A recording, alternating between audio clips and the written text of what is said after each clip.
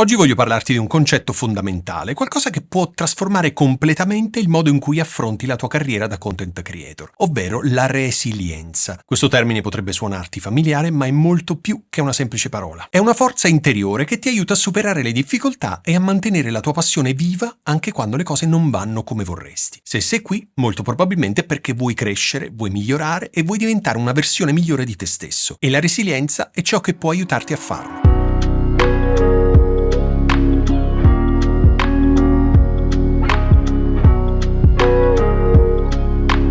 La resilienza è la capacità di resistere alle avversità, di rimanere saldo quando tutto sembra crollare attorno a te e di uscirne più forte. Non è solo una caratteristica innata, non è qualcosa che o ce l'hai o non ce l'hai. La resilienza è una competenza che si può sviluppare, si può coltivare e nutrire nel tempo. Ed è una competenza di cui hai assolutamente bisogno come content creator. Pensaci, ci saranno momenti in cui ti sentirai al massimo, quando i tuoi contenuti otterranno ascolti o visualizzazioni, riceverai commenti positivi e tutto sembrerà andare a gonfie vele. Ma poi, inevitabilmente, ci saranno anche i giorni bui, quelli in cui i numeri non crescono, le visualizzazioni sono scarse e in cui le critiche fanno male. La resilienza è ciò che ti permette di non mollare in quei momenti, di continuare a credere in quello che fai, di spingerti a migliorare e a crescere nonostante le difficoltà. Immagina questo scenario. Hai appena passato settimane a lavorare su un video. Hai dedicato ore alla ricerca, alla sceneggiatura, alle riprese e al montaggio. Sei convinto che sia uno dei tuoi migliori lavori. Lo pubblichi con l'entusiasmo e l'attesa di chi ha dato tutto e poi niente. Le visualizzazioni sono poche, i commenti scarsi e ti sembra che nessuno abbia notato tutto l'impegno che ci hai messo. È una delusione che fa male, che ti fa mettere in dubbio addirittura il tuo talento e la tua creatività. Ma è proprio in questo momento che la resilienza diventa fondamentale. Invece di lasciarti abbattere, puoi scegliere di vedere questo insuccesso come un'opportunità. Sì, hai sentito bene. Un'opportunità. Un'opportunità per imparare, per analizzare cosa non ha funzionato, per chiederti come puoi fare meglio la prossima volta. La resilienza ti permette di trasformare il fallimento in un trampolino di lancio e di vedere il lato positivo anche nelle situazioni più difficili.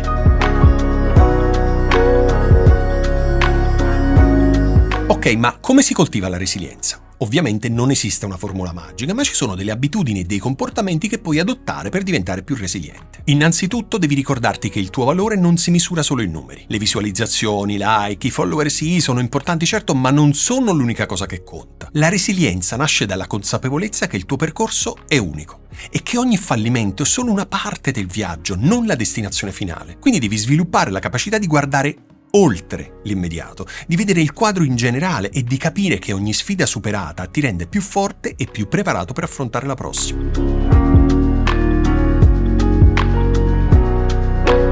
Ora pensa a quel commento negativo che ti ha ferito. Sai di quale parlo, vero?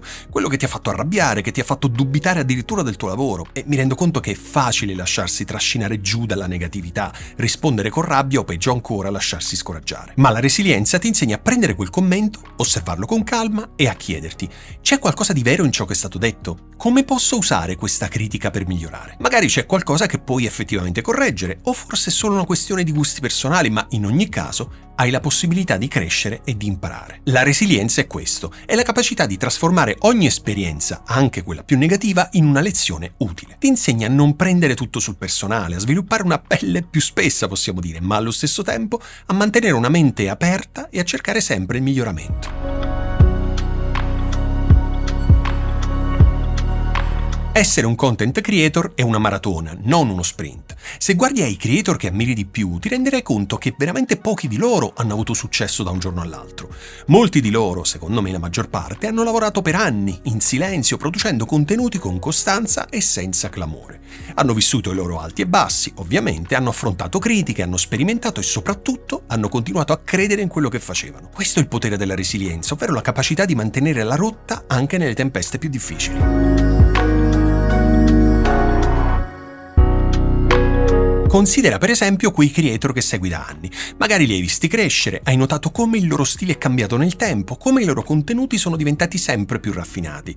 Non è successo tutto in una notte. Il loro successo è frutto di anni e anni di lavoro, di piccoli miglioramenti continui e di un impegno costante. Ogni video, ogni podcast, ogni post li ha avvicinati al loro obiettivo, anche se all'inizio questo non era evidente. Questo è ciò che intendo quando parlo di resilienza a lungo termine, ovvero la capacità di vedere il valore del progresso costante, di accettare che il successo vero richiede tempo, pazienza e la volontà di continuare anche quando i risultati non sono immediati.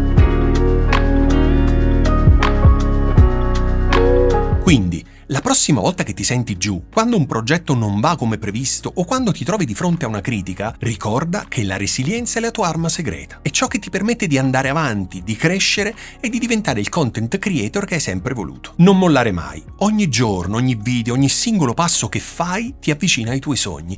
E anche se oggi non vedi i risultati che speravi, sappi che la resilienza ti porterà lontano. Quindi continua a creare, continua a credere in te stesso. Il tuo viaggio è solo all'inizio e con la resilienza non c'è nulla che tu non possa raggiungere. Spero che questo video sia stato interessante per te e se hai domande, dubbi, curiosità non esitare a commentare questo video e io come al solito ti rispondo nel più breve tempo possibile. Grazie mille e noi ci vediamo settimana prossima.